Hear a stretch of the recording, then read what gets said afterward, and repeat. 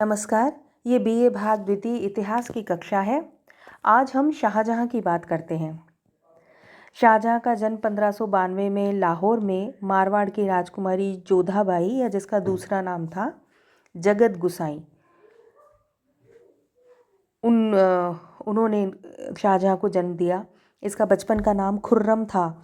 हम बात कर चुके हैं, जब हम नूरजहाँ की बात कर रहे थे तब हमने बात की थी कि नूरजहाँ पहले खुसरो को समर्थन देती थी और बाद में जब खुसरो की शक्ति बढ़ने लगती है तब वह खुर्रम से अपने भाई आसफ जहाँ की पुत्री का विवाह करवा देती है। आसफ खां की पुत्री का नाम था अर्जुमंद बानु बेगम। उससे शाहजहाँ का विवाह करवा दिया जाता है। ये जो अर्जुमंद बानु बेगम थी, इसी का नाम बाद में मुमताज़ महल हुआ। तो इससे खुर्रम का विवाह करवा दिया जाता है। यह अकबर का भी सबसे प्रिय पोता था और इसी कारण इसकी शिक्षा दीक्षा उसी की देखरेख में शुरू हो गई थी। फारसी भाषा और साहित्य में इसकी विशेष रुचि थी। युद्ध कला और सैन्य संचालन में भी इसने अपनी प्रतिभा का परिचय दिया था। 1612 में इसका विवाह अर्जुमंद बानु बेगम से हो जाता है। और ये जो नूरजहाँ का गुट था या नूरजहाँ जनता जो हमने बात की थी, ये अगले 10 वर्ष तक मुग़ल साम्राज्य पर शासन करता है। मेवाड़, कांगड़ा और दक्षिण के जो अभियान थे उसमें खुर्रम ने बहुत सफलता अर्जित की थी। उसे शाहजहाँ की उपाधि और 30,000 जात और 20,000 सवार का मनसब मिला था, जो बहुत बड़ी बात थी। वह भावी सम्राट पहले से ही समझा जाने लगा था। 1627 में जब जहांगीर का इंतकाल होता है उस समय शाहजहाँ दक्षिण में था। इसका ससुर था नूरजहाँ का भाई आसफ खां। वह इसको उत्तराधिकार के युद्ध में पूरी तरह समर्थन देता है। सबसे पहले तो वो खुसरो के पुत्र दावर बख्श को सम्राट घोषित कर देता है ताकि गद्दी खाली ना रहे, और दक्षिण में शाहजहाँ को सूचना भेजता है कि वह दिल्ली पहुँचे।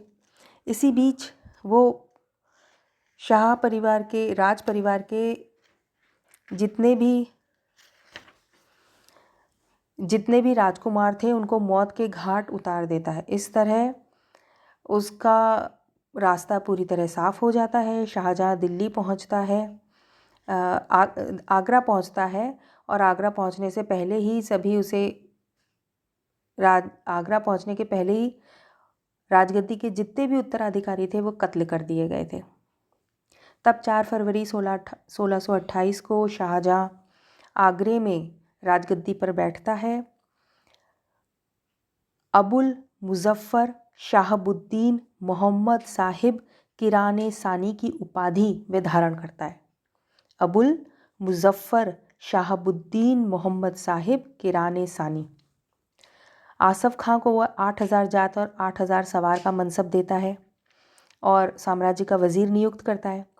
महाबत खां का मनसब बढ़ाकर 7,000 जात और 7,000 सवार किया जाता है और उसे खान खाना की उपाधि देता है। नूरजहाँ को 2 लाख रुपए की वार्षिक पेंशन दी जाती है। अब वह अपना शांतिपूर्ण शेष जीवन लाहौर में बिताती है, जहाँ अपने पति की यादगार में उसने एक मकबरा बनवाया और दान दक्षिणा के भी अनेक कार्य करे। 1645 में नूरजहाँ की मृत्यु होती है। शाहजहाँ के समय में कुछ महत्वपूर्ण विद्रोह हुए। इनमें से एक था बुंदेलखंड के शासक जूझार सिंह का और दूसरा था दक्षिण के सूबेदार खाने जहाँ लोदी का, जो जहांगीर के काल में ही एक शक्तिशाली सरदार था। इसके अलावा पुर्तगालियों और सिखों के भी कुछ साधारण से विद्रोह होते हैं। पुर्तगालियों की बात करते हैं। बंगाल में हुगली नदी के किनारे ये बस गए थे। धीरे धीरे इन्होंने सरकार से नमक पर एकाधिकार प्राप्त कर लिया और अपनी शक्ति काफ़ी बढ़ा ली थी। ये धार्मिक रूप से कट्टर थे।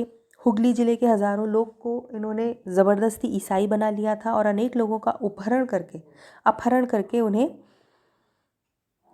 गुलाम बना दिया था। ये समुद्र में भी लूट खसोट किया करते थे। इनकी जब शिकायत की गई तो 1632 में इनके दमन के लिए शाहजहाँ ने एक सेना भेजी। 3.5 महीने तक युद्ध चलता है और अंत में पुर्तगाली परास्त होते हैं। सैकड़ों पुर्तगालियों को मौत के घाट उतार दिया जाता है और लगभग 400 पुर्तगाली बंदी बनाकर आगरा लाए जाते हैं, जहाँ इन्हें इस्लाम धर्म स्वीकार करने को कहा गया। इसके बारे में बर्नियर वर्णन करता है। मुमताज़ महल की बात कर लेते हैं।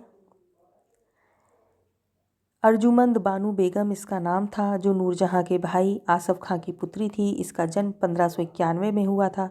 इसके पिता ने इसको अच्छी शिक्षा दिलवाई थी। अपनी अद्वितीय सुंदरता के कारण इसकी प्रसिद्धि दूर दूर तक फैल गई थी। इसका विवाह शाहजहाँ के साथ अप्रैल 1612 में बड़ी धूमधाम के साथ होता है। जब शाहजहाँ राजगद्दी पर बैठा तो अर्जुमंद बानू बेगम को राजमहिषी का पद मिलता है। उसे मलिका ए जमा की उपाधि दी जाती है। इसका 19 वर्ष का विवाहित जीवन रहता है, और जो बहुत ही आनंददायक रहता है। शाहजहाँ इसको पथ प्रदर्शक, दार्शनिक और मित्र मानता था। इसके 8 पुत्र और 6 पुत्रियां हुई। अपने 14वें प्रसव के दौरान 1631 में ही इसकी आकस्मिक मृत्यु हो जाती है, जिसकी याद में उसने शाहजहाँ ताजमहल का निर्माण करवाता है।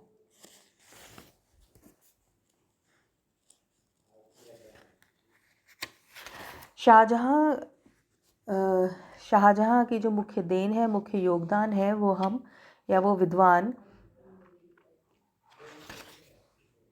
वो विद्वान वास्तु के क्षेत्र में मानते हैं। इसने बहुत सी नई इमारतें बनवाई।